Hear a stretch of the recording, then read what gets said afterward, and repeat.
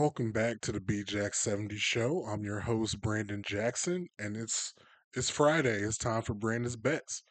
But before we get into it, just want to take the time out to say go ahead and like that video, subscribe to the channel. Appreciate you subscribing and following and liking and everything. Um doing big things over here. Doing big things over here. Shout out to Q. If you haven't seen, I was on been on Q's channel all week, dissecting the Cleveland Browns offensive line. So shout out to him. Go watch that video. Watch those videos. Um, but yeah, man, we're here. Thursday night football just ended. Jackson Dart Hive stand up. You feel me? Um, Ham Scatterboo, CTE Scatterboo going crazy. Eagles are kind of broken, a little broken. Don't know what's going on with them, but Giants just kind of like pushed them around on the line of scrimmage. Andrew Thomas is a monster at left tackle. Yeah, Jackson Dart just like cut him up through the air. Um, Scatterboo ran through him, and they took advantage of their possessions. And Scatterboo got 3 touchdowns. Jackson Dart had multiple touchdowns. It is what it is. It's any given Sunday or Thursday in this case. Anybody could got. It's the NFL. Anybody can anybody can get beat. Anybody can get blown out if you don't bring it. So Philly didn't bring it, and they got done up. It is what it is. But but yeah, man, we're gonna get into Brandon's bets, man. 60%, 60% against the spread. I am 15-10 through 5 weeks. Not bad, not bad. That's profitable. That's making money. We're gonna get it, get into it. We're gonna keep it going. 5-0 week this week. It's a really good week. Really good week in lines. I had trouble getting it down to 5. Usually I'm kind of like iffy about one or two here and there, but I actually bet on 8 games this week, but for continuity purposes had to shave it down to 5. So I really like this week. I think these are my best 5. Let's just get into it. First of all, got the Cowboys -3 at the Carolina Panthers. Um, Panthers got a dub last week, hurt me last week against the Dolphins, but the Dolphins are the Dolphins, and the Cowboys are much better than the Dolphins, I think, at this point. Dak is playing like an MVP, playing out of his mind. George Pickens is playing like he wants a second contract from somewhere, be it Dallas or somewhere else. He's playing like a real sane wide receiver, which that could go off the rails at any time, but as of right now, he's doing okay. Um, yeah, Cowboys looking good. Bryce Young, I'm not feeling it. I'm not feeling it, dog. Um, they get Jalen Coker back, which cool. Like Jalen Coker's cool, but I don't think it's really gonna make much of a difference when Cowboys on the other side are gonna put up 27 points, 28 points, 31 points, 34 points. They can do it. They can do it. It's been proven. They've done it against good defenses. So um, I got them -3. I think this is a I was gonna say it was an easy one, but like I just said, any given Sunday, anything can happen. But I really like that one. I like the Cowboys -3 against Carolina. Next, got another road favorite, the New England Patriots -3.5 at the New Orleans Saints. Drake May, um, Stephon Diggs, Ramondre Stevenson when he holds on to the football. Um, they got good players, and they've been playing well. Drake May, like I said last week or a couple videos ago, Drake May is stamped. I think he's and firmly in that, oh yeah, he's a good quarterback. We saw a lot of flashes last year, but he's putting it together more this year. Want to make sure it stays consistent. Probably not going to be consistent on the level he's showing right now, but you know we want to make sure that it's going to be good, that we can trust him. Trust is big for me when I'm picking these games, and I'm trusting Drake May right now, and I'm trusting Mike Vrabel against rookie head coach on the other side, Kellen Moore. I trust Mike Vrabel. Patriots defense is good. Hate to see Christian Gonzalez ended up on the injury report with a hurt hamstring again. Don't know if it's the same hamstring or the other hamstring. Either way, don't want to see it, but I'm still going to take the Patriots minus 3.5. I just think even apart from Gonzalez, I think their defense is better than the Saints offense. And I think Patriots offense is better than the Saints defense. So pretty simple equation there. I think the Patriots are the better team, and I think they can go ahead and cover that 3.5. Next up, apparently my favorite quarterback now, Baker Mayfield. I got the Tampa Bay Buccaneers -3 versus the San Francisco 49ers, and this one's in Tampa.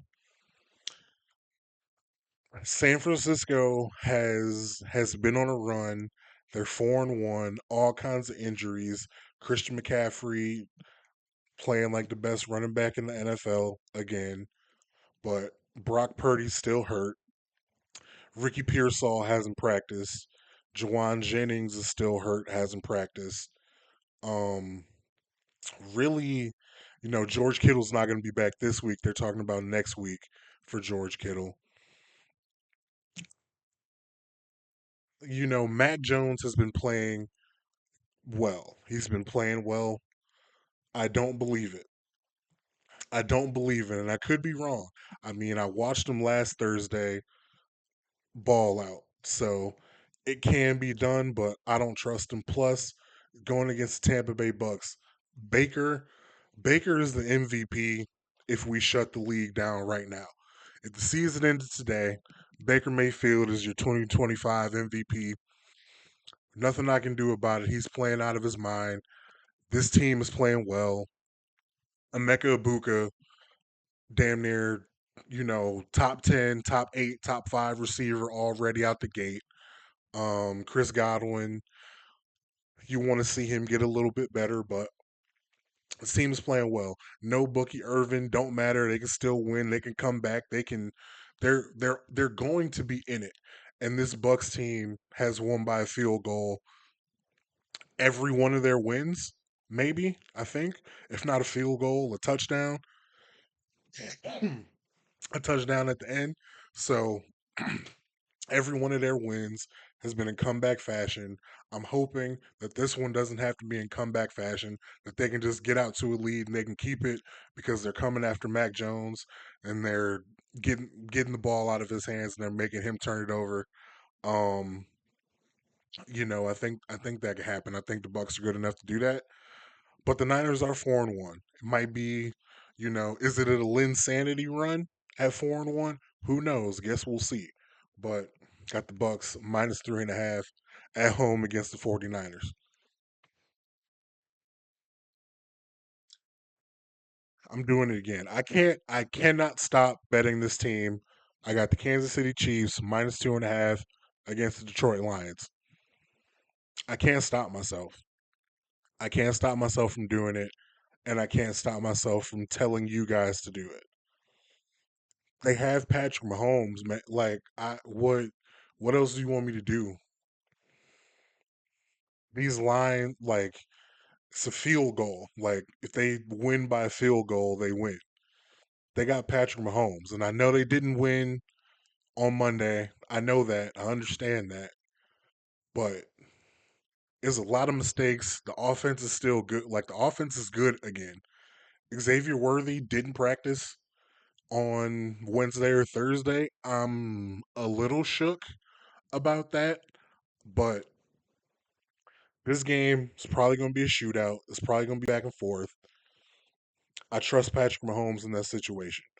Jared Goff has proven and shown that he can win shootouts. He literally has beaten Patrick Mahomes in a shootout before. I understand that. This Detroit Lions team, the Detroit Lions offense is phenomenal, is amazing, is all of those things. We love Jameer Gibbs, you know, the the ace of my fantasy team. We love Jameer Gibbs over this way, but it's in Kansas City. Kansas City is favored. Um, I I told you, man, at the beginning of the year, I was gonna keep betting this team at reasonable odds. I'm gonna keep betting this team, and -2.5 is plenty reasonable to me. So taking Patrick Mahomes -2.5 versus the Detroit Lions at home. And then we got another Monday night football doubleheader coming this week.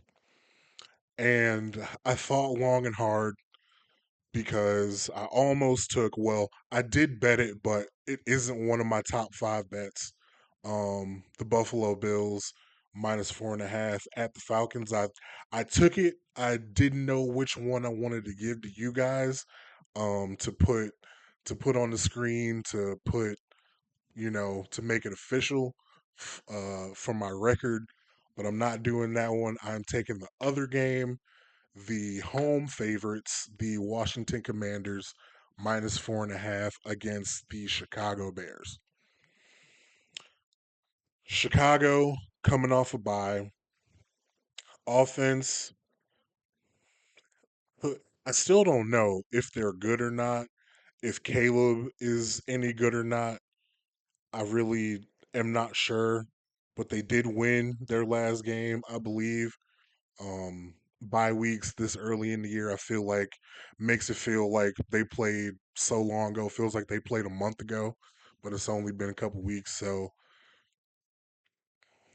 I don't really know how to feel about the Bears, but I do know Jaden Daniels is on the other side.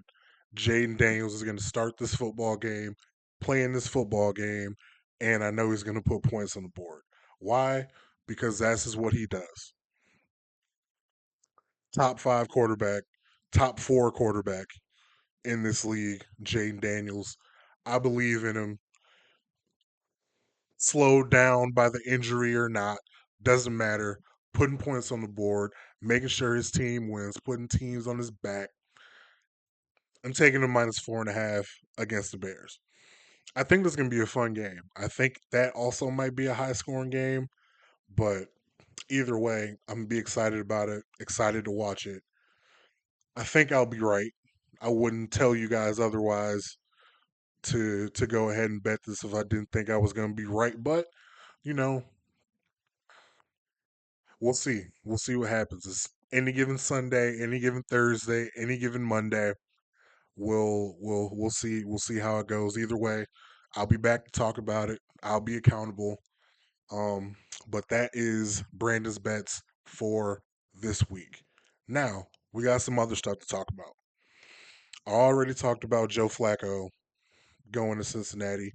Still can't believe it. Still surprised that Cincinnati called the Browns and was like, "Hey, we got a fifth rounder for you. We need Joe Flacco up off you." And Browns were like, "Well, oh, we gotta talk to Dad real quick, make sure we can do this, but we'll be right back." Came back, got it done. Flacco on the first mega bus down to Cincinnati, and that's all cool. Uh, what's that man's name? Greg Newsom. Greg Newsom traded to the Jacksonville Jaguars. We got Tyson Campbell back. A couple late round pick swaps. I don't really feel a way about it. Greg had some good moments with us, but the thing I'll remember most about Greg Newsom is him celebrating and dancing over plays that he did not make. There was either an overthrow, a drop pass, or somebody else made the play. And then here you see big number zero coming through,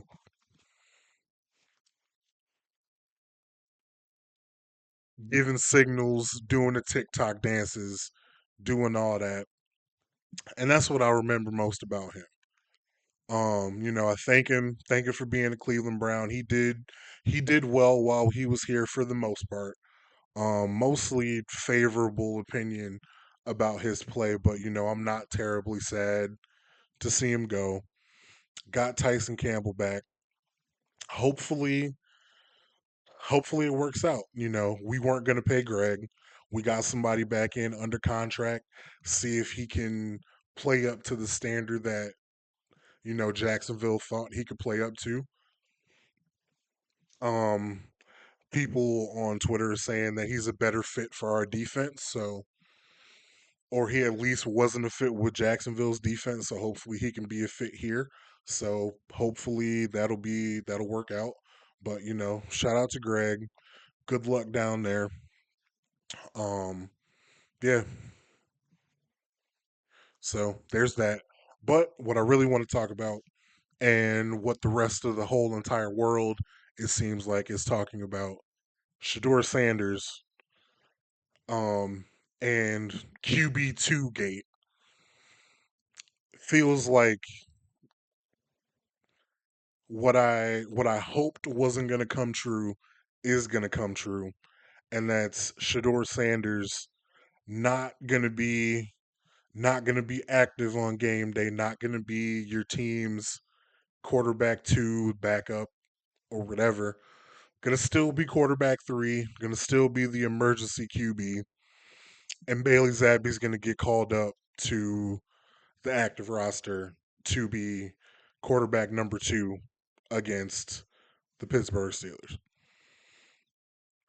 And in my Joe Flacco video, I said that hellfire and brimstone would rain down on the streets of Cleveland if this happened. And, it was a sunny day in Cleveland, Ohio today. So, so far so good, but it was hellfire and brimstone on Twitter. And I can tell you that much. It was all I saw on my timeline. All people can talk about, sports talk radio, all the debate shows, sports talk debate shows going on. And at this point, I you know, I'm huge on accountability, and at this point, it's on me to look inwardly. I have to look at myself and I have to be able to say, maybe I was wrong. Maybe he isn't good enough to play football in the NFL. Maybe he isn't a good enough quarterback, because the actions of this coaching staff and the team are showing, like, it's either that they didn't want him to begin with and they hate his guts, which a lot of the fan base believes. I know there's people in my family that believe this. So there's that part. Or there's the other side where they see him every day in practice, they see what's happening, and they don't believe that he would be ready to play in a football game, or they just don't feel like he will be ready at all, ever. Um, you know, I guess it doesn't have to be that they feel that way, but they definitely feel like he can't play right now. And that's a hard pill to swallow.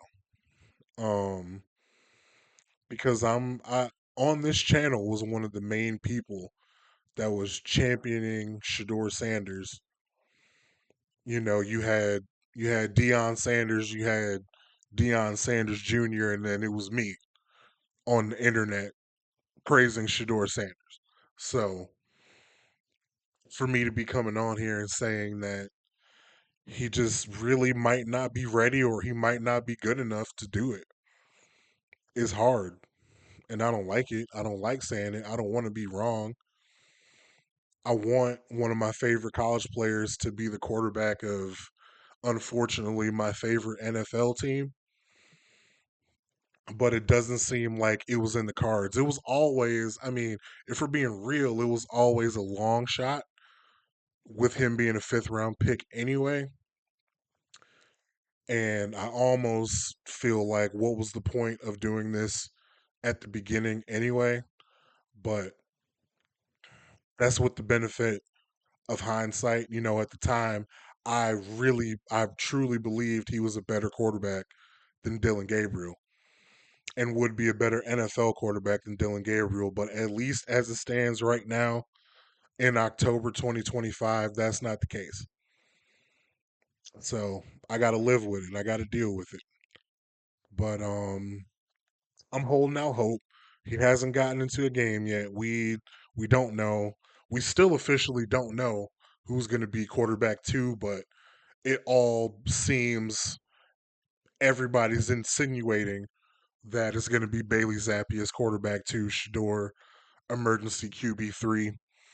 So I'm just going to roll with that, expect that, and if it's proven otherwise, then it'll be what it'll be. But I'm not expecting that. I'm expecting Bailey Zappi to be the backup. So, um, but before I get out of here, on the topic of Shador, um, but not really on the topic of Shador, I saw a video of Aditi. Um, don't know how to pronounce her last name, but if you know Browns coverage, you know who Aditi is, and she was like, it was. I didn't see the whole interview. To be fair, she was getting interviewed talking about Joe Flacco getting traded, and then that moved to talking about Dylan Gabriel and what the coaching staff thinks about him, and how she spoke glowingly with light in her eyes about what the coaching staff says about Dylan Gabriel and how Dylan Gabriel is the exact kind of quarterback, the demeanor of quarterback that Kevin Stefanski wants. And then she got to Shador, and it's like, Shador is he's working, he's in the building, he's here. He's trying to get better every day. Versus Dylan is the light of the world. We love Dylan Gabriel, you know, and it brought me back to a few years ago when the whole Baker Odell thing happened, that she was the one that went on camera and said that the Browns will run a rhythm and timing offense and get that motherfucker Odell out of here because he's not on rhythm. He's not with the timing. He's freelancing. He's freestyling. He couldn't be here. And who do you think that came from? Who do you think told her that this was a rhythm and timing offense that Kevin Stefanski runs and that Odell wasn't part of the program and couldn't get right and that it was his fault? Who do you think told her that? I'm guessing probably the same people that told her, or the same person that told her Dylan Gabriel is the perfect quarterback for Kevin Stefanski, and that Shador is just out there, quote unquote, playing street ball.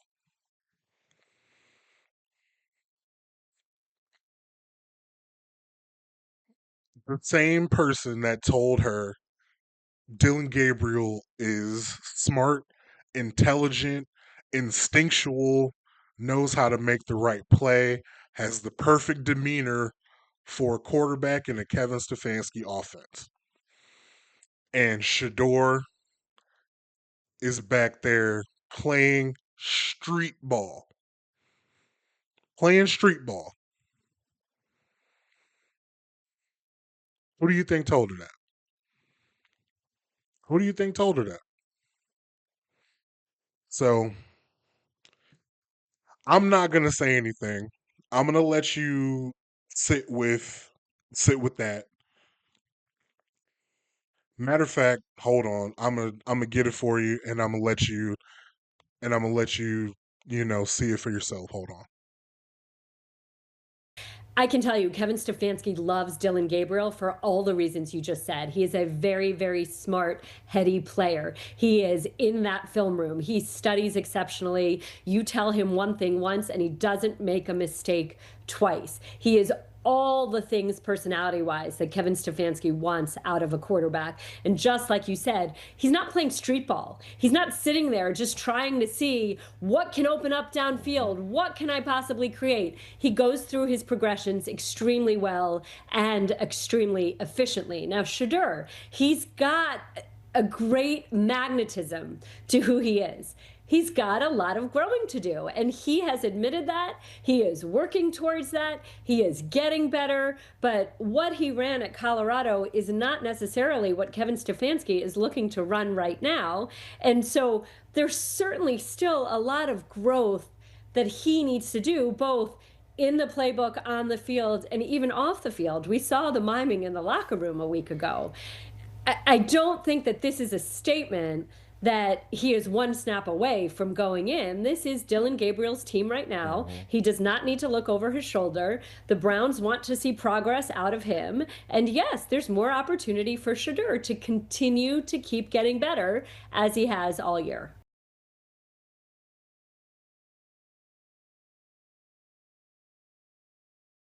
I'll let you judge it. But thank you for watching. Like the video, subscribe to the channel, and until the next one, we'll see you.